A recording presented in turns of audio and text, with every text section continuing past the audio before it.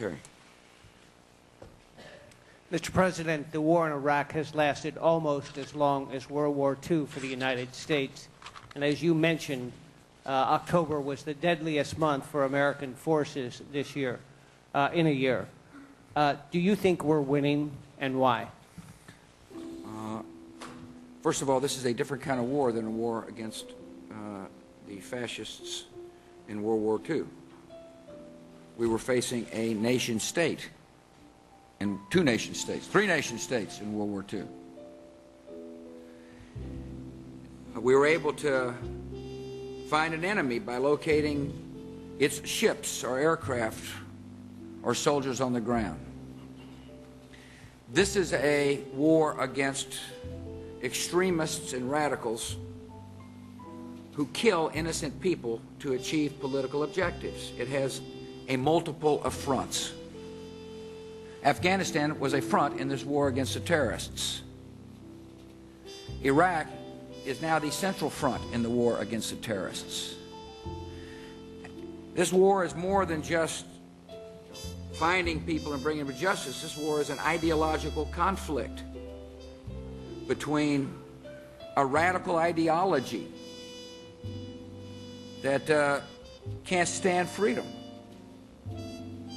and moderate, reasonable people that hope to live in a peaceful society. As a matter of fact, my view is the only way we lose in Iraq is if we leave before the job is done.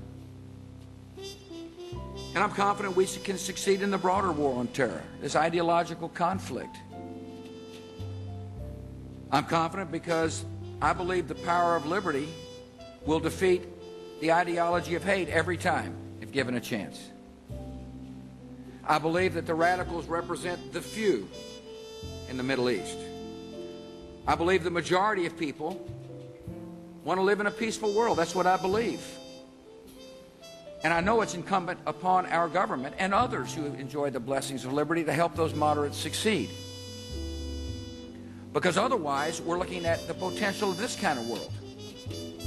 A world in which radical forms of Islam compete for power.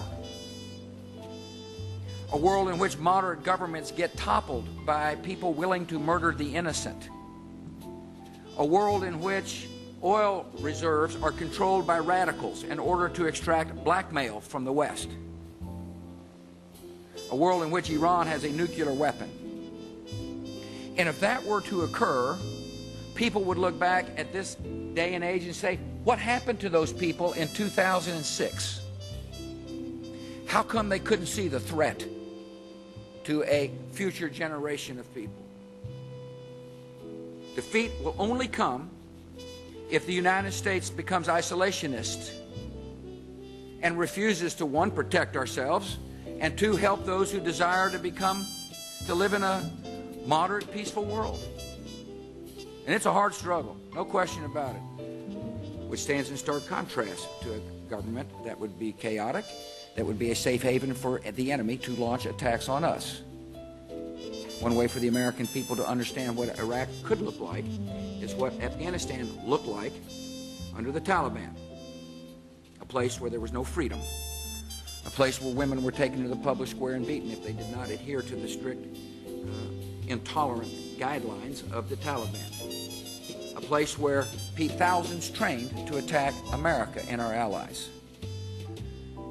Afghanistan doesn't have nearly the resources that Iraq has.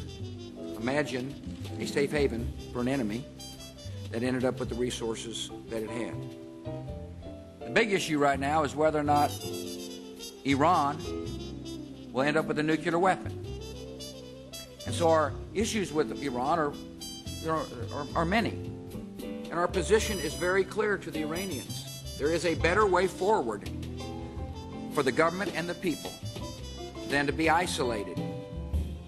And we will continue to work to make it clear to the Iranian government that all three accounts and the sponsor of terrorists will cause more isolation. We've got a very active diplomatic effort taking place. I do believe Prime Minister Maliki is the right man to achieve the goal in Iraq. He's got a hard job. He's been there for 5 months, a little over 5 months. I know Prime Minister Maliki. I know how hard his job is, and I understand that he is working to make the decisions necessary to bring this country together. And he's, look, we'll push him, but we're not going to push him to the point where he can't achieve the objective. And we'll continue to work with him. He is, he represents us, you know, a government formed by the people of Iraq.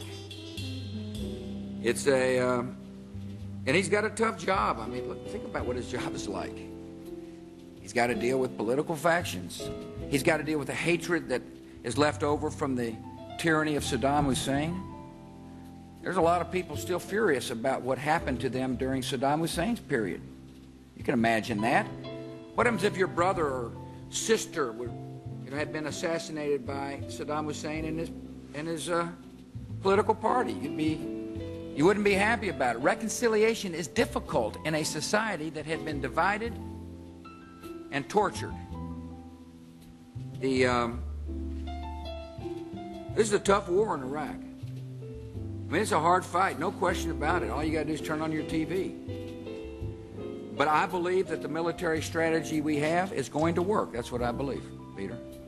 And so we've made changes throughout the war. We'll continue to make changes throughout the war. But the important thing is whether or not we have the right strategy and the tactics necessary to achieve that goal. And I believe we do.